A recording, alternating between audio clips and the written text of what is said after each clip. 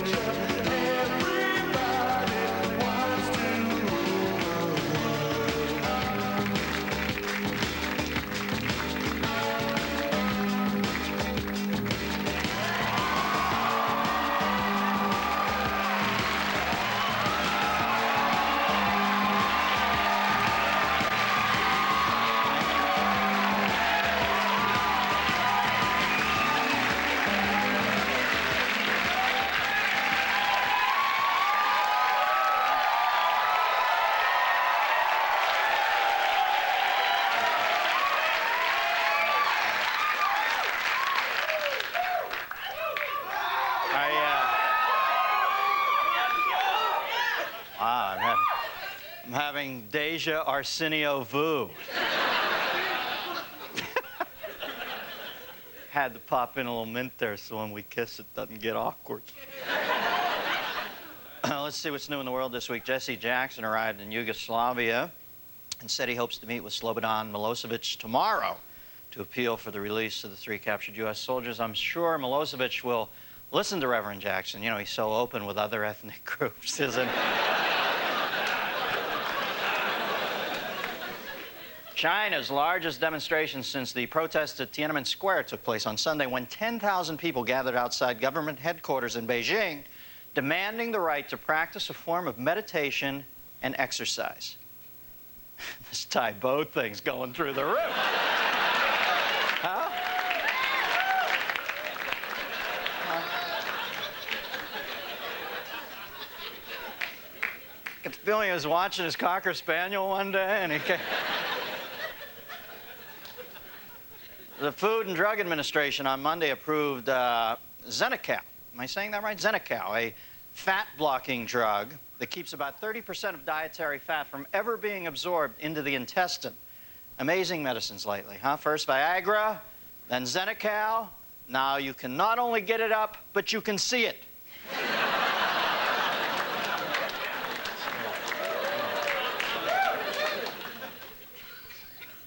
Monica Lewinsky is in talks to star in a multi-million-dollar role in an Italian-made comedy.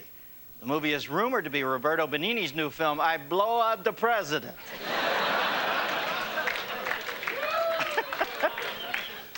And radio disc jockey Casey Kasem turned 67 on Tuesday, up a notch from last week, 66.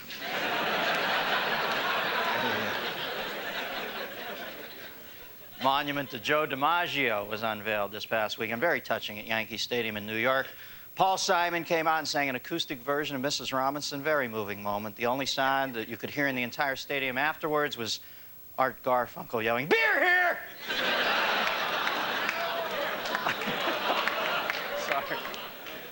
Sorry, Art. In an interview on ABC's 2020, Ally McBeal's Callista Flockhart denied that she has an eating disorder. The interview was then stopped for several minutes because Flockhart slipped through the molecules of the couch and got stuck in a subatomic space. Let's get a Cinnabon, honey. On Monday, The Tonight Show was broadcast for the first time ever in high-definition TV. Not to be outdone, I've got a little technical magic to show off, too. Let her rip. Shit! Oh,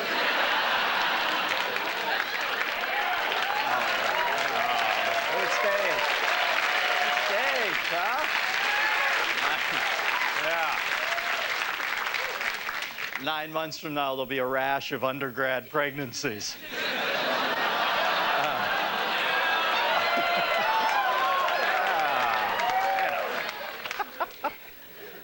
In order to expedite trials and make justice simpler and more accessible to the layman, The British legal system has officially abandoned its use of Latin in favor of plain English.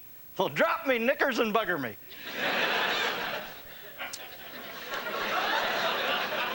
A team of medical researchers in Michigan says a vaccine they've developed protects against chlamydia in mice.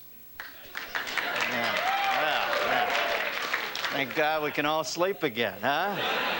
Michigan legislators say they're now considering a new license plate slogan, Michigan, our mice are safe to fuck.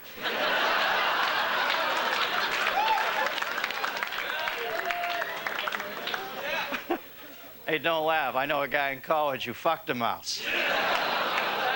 And it was an ugly mouse. Now, I don't want to get off on a rant here, but is there any 4 to 10 year period of your life more glorious than college? College. What other institution charges you 90 grand to prepare you for a $20,000 a year job, huh?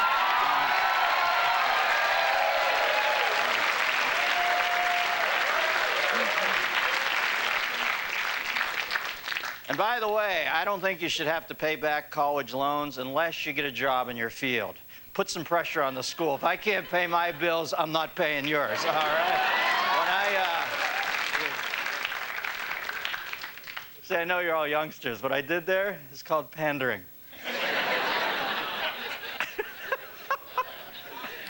When I went to college, I lived on campus, and the guys I hung out with made the characters in Revenge of the Nerds look like the Rat Pack in 1962. I myself made that kid Booger look like Remington Steele.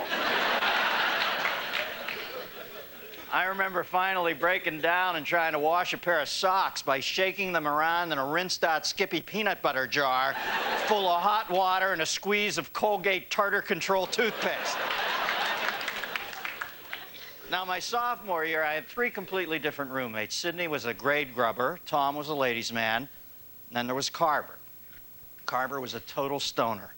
He smoked more bud on an average day than Ziggy Marley's entire band the night before they had to go through customs. Carver showed me that the real fun to be derived from a Frisbee was not in throwing it or catching it, but in staring at it for hours on end and marveling at how fucking round that thing is, huh?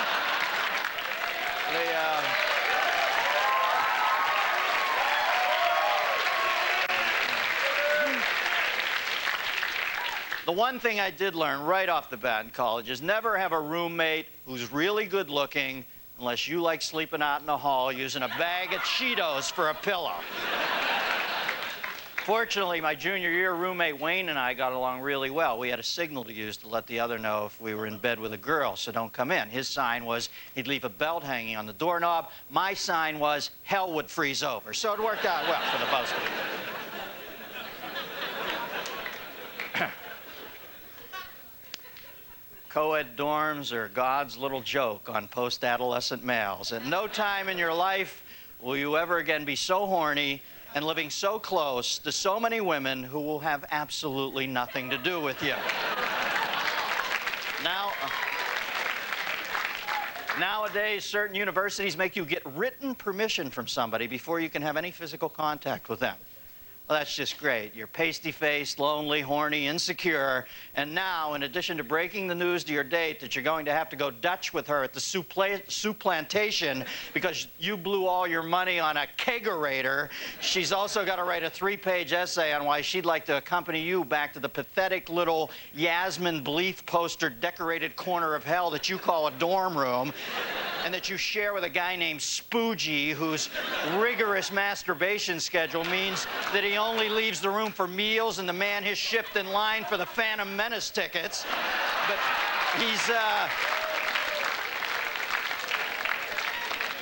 But Spoogie's out tonight at the clinic getting that thing looked at. And you're just praying your date won't laugh at you when you read her the liner notes for Melancholy and the Infinite Sadness in a pathetic attempt to get her in the mood to submit to your clumsy, feeble gropings and your way too sloppy ear kisses. Ah, you suave bastards, you. Well, you know, you're not there to fornicate anyway. You're there to get a sheepskin, not a lambskin. And I'm beginning to think that it doesn't really matter where you get that degree from. There's no difference between Ivy League schools and any other colleges. Half my writers are from Ivy League schools, and they're backstage right now watching Cat Dog and lighting each other's farts. And what's this obsession with degrees anyway? Liberal arts? That's not a degree, that's a wall hanging, okay? Philosophy majors? The last guy to get a job out of his philosophy degree was your philosophy professor, all right? Bottom line, kids, college is a way station, the last convenience store before the desert of responsibility.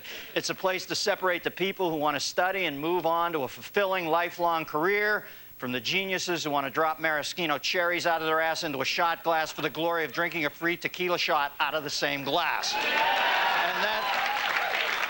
And not that there's anything wrong with kids who decide that college isn't for them. Look at Bill Gates. He dropped out of Harvard and then went on to become the richest man in the universe. But can you imagine how much richer he would be right now if he just had his fucking degree? Of course, that's just my opinion. I could be wrong.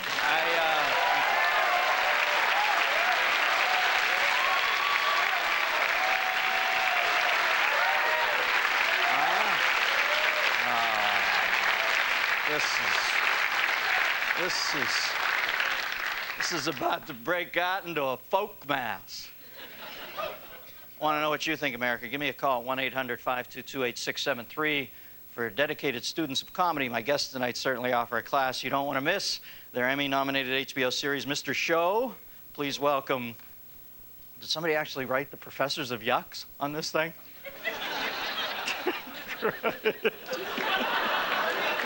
I can't call them that. They're too hip for that. Bob Odenkirk and David Cross, ladies and gentlemen. David, thank you, sir.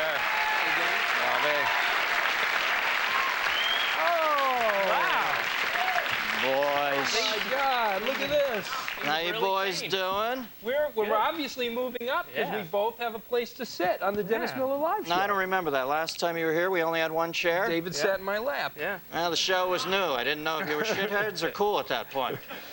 Well, you know what it costs to rent a new chair? No. Like $400.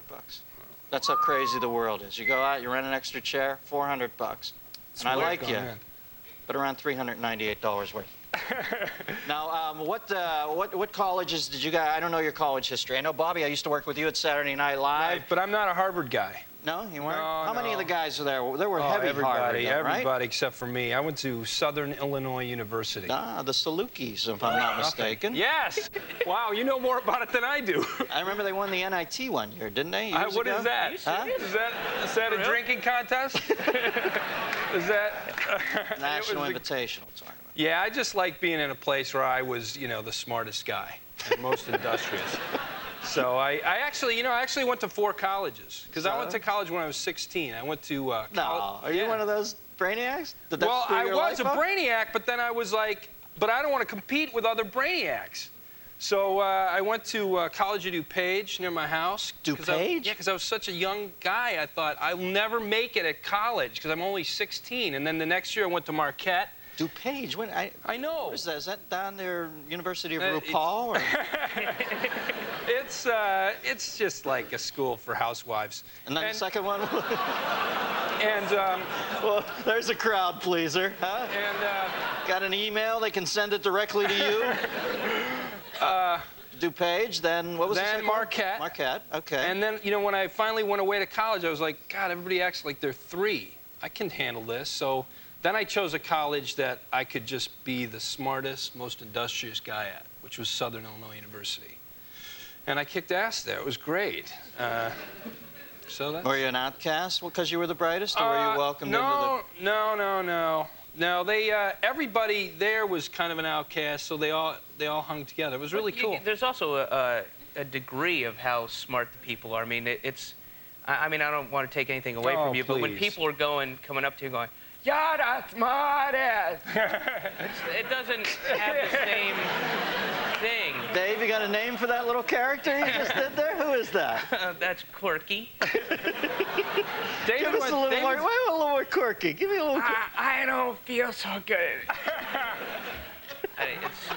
Come on, Dennis. I'll work on it on the way home. But you know, Corky's beautiful. There's a lot of layers there is. there. I like Corky. Yeah. Where'd you go to college now, Cork? I went to Emerson College in Boston. Every comedian. Now, give me the lineage of the comedians who have gone there. It's crazy. It has nothing to do with the school. I don't know why, because the school is not very good. Right? Yeah. Don't waste your money and go there. Just. But it is the Tigris and Euphrates of American stand-up comedy. Who went there? Leno? Jay Leno, Dennis Leary, Stephen Wright, Laura Keitlinger. You. Me. Don Rickles. Did Janine go? Don Rickles. No, Janine didn't. George Bernard Shaw went there. He did stand up for a couple years. I saw him. Yeah, I saw him kill at the Improv one night. It's very strange, but it's not a. It has nothing to do with comedy. No. That school. But what is your flash? We'll go with you first, Dave. What is your flash memory of Emerson? What particular college memories do you have? And was the overview traumatic, or did you enjoy your college experience? I did enjoy it. But it was totally about how I developed socially. It had nothing to do with the education I was getting or lack of education I was. When you went to Emerson, were you a complete recluse, or were you a cool kid, or where were you? What were you? I wasn't cool. I wasn't cool. I was a huge smartass, and I loved having this new playground to be a smartass, you know? Because in high school, you can get kicked out, and there are ramifications at home. But in college, like, whatever, man, fuck it, man. I'm getting high, and it was great. It's the first time I started experimenting with drugs, and I learned how to use them properly, and because kids today. In high school, you don't know. You fuck it up in high school. But in college, that's where you figure out, oh, that's what I need to do. Now, when you got to Emerson, and I hate to be indelicate here possibly, because you can factor this into your general memory of your college experience. You arrive in Emerson. Are you bald?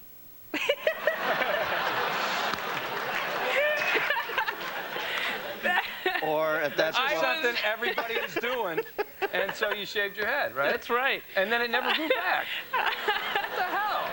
No, I was balder, actually. And this is all that from the can. The can thing wasn't invented and then a couple years ago, Ronco came out with a thing, and now, like, look at me. I don't want to use it. I'm kind of cheap, so I don't use it all. Plus, I think the monk thing is going to. You just have the spray-on sideburn thing. The spray-on mutton chop adapter kit. I love that. I started balding pretty early. I did. But you already were bald in college? Not bald, like, ha-ha, that's funny bald. But I was losing my hair. Like, haha, you're so talented, bald. My goodness. You're killing.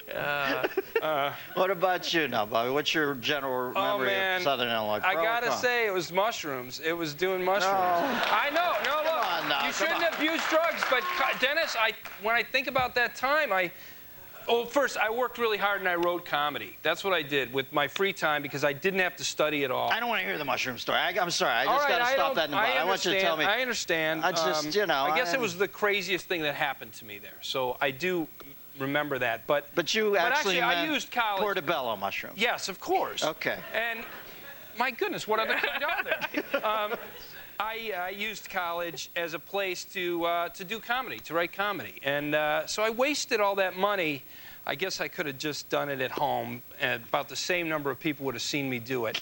And, but I feel like it was a good experience. It was a good leaping off point. I always thought I was in a holding college pattern, so I vaguely got it together. And it's also right. like dating. You know, college was the first time that I had sex on a regular basis. You know, it wasn't some fluky thing that, or like a high school girlfriend that you have to go out with until you have sex and realize I'm only going out to have sex. You know, but you actually like, you know what I mean? And socially. Boy. Well, I know if there's one area where the baldness helps, it's the dating thing. Oh man, you joke, but married bald guys get them all. All right, line 3. I'm going too. I'm going to be joining you soon. All right. It's going, I'm starting to get that. You know about the secret club up in... Starting to look like a mentalist. Hide my check anywhere. If I don't find it, I don't get paid. Line 3, we've got Thomas from Grove City, Ohio. Tom, what's your question? Big college in Grove City, isn't there? Is there? No. Okay. Is there a city there? If you guys were 18, just graduated from high school, and you can go to any college or university in the U.S., where would you go? I always thought that I'd go to the College of Cardinals because I'd look the most limber. You'd get on the basketball team. Where would I go? Well, you know what? If you have no idea where you would go, don't spend a lot of money. Yeah. If that's your question, go to a state school and go hang out there for a weekend and check them all out. And if you have a good time, that's where you should go. Or go to Hawaii. Find some bullshit school in Hawaii. Go there. 4 years in Hawaii. Down there. I have to go to Hawaii. That's where I go to school. Yeah, you don't want to be in there getting a medical examination and look up and see that his degree is from like Don Ho University or something, you know. What's wrong with me, Doc? I've got my bladder tiny bubbles. All right, now did you graduate from college? Did both of you Yeah, get I out? eventually did. I went to took one last class in Chicago and I got my degree. Yeah? Yeah, well, I felt like I owed it to my mom because she paid for the whole damn thing.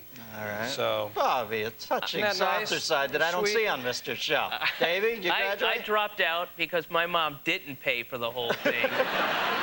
And, you know, and... You had to show her that was wrong. Right. Now, where's your show at? Are you in hiatus? Are you on right We're now? writing a movie, feature, Oh, a Mr. Show feature. Tell me.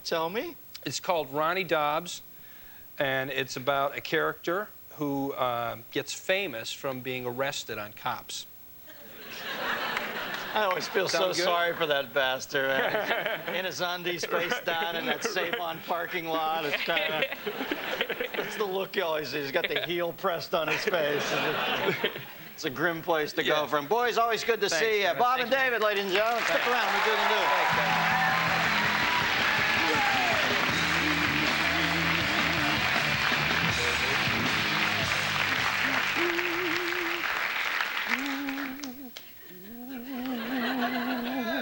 Ditter, ditter, ditter, neater, ditter, neater, ditter, ditter. While waiting his turn to speak, President Clinton wonders if it would be possible to issue an executive order demanding that Charlize Theron and Catherine Zeta-Jones take turns spanking him. Psst, Bill, you're an asshole. Pass it on.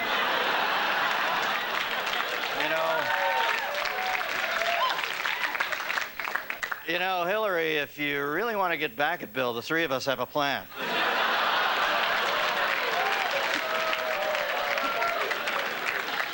Here we see National Security Advisor Sandy Berger asking Secretary of State Madeleine Albright if she noticed how perfectly William Cohen's head fits into the White House portico.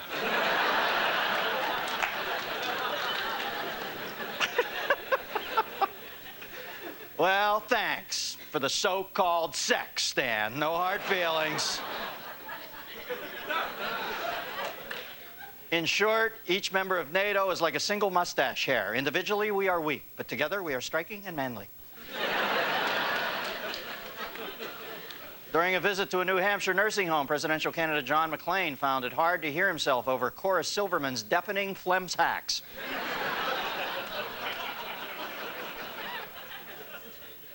I knew that was a tough sell. After several minutes of delivering his speech to a man in headphones and a table full of cold cuts, presidential hopeful Dan Quayle realized he was on the wrong side of the curtain again.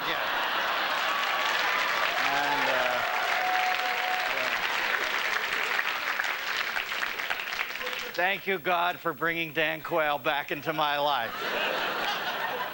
Determined not to make any of the mistakes his father made while he was president, Texas Governor George W. Bush won't let anyone see his lips, let alone read them.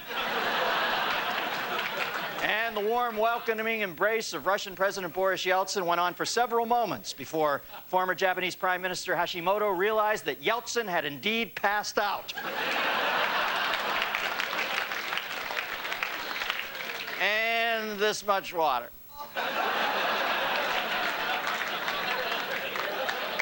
According to a new survey, 2 out of 4 members of the U.S. Senate don't trust the accuracy of NATO bombers.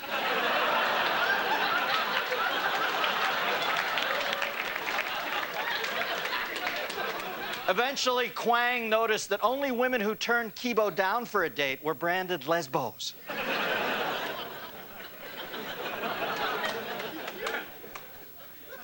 All that stopped Arturo from reclaiming his rightful place as the king of Valetaria was the fact that it was imaginary and he was insane. Having somehow been separated from the recon unit, Danny and Fred just decided to make a day of it.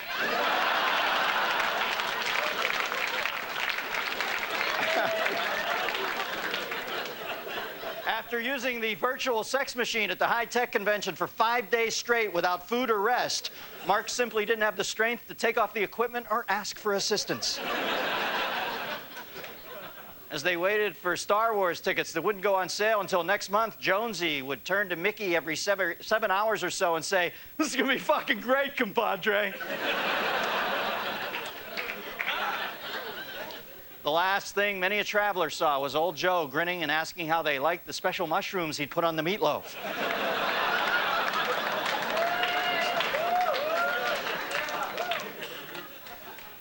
And finally, it's always a rare treat for Hillary Clinton when she meets a woman who hasn't slept with her husband. Guess what, folks? That's the news. I'm out of here. Good night, ladies.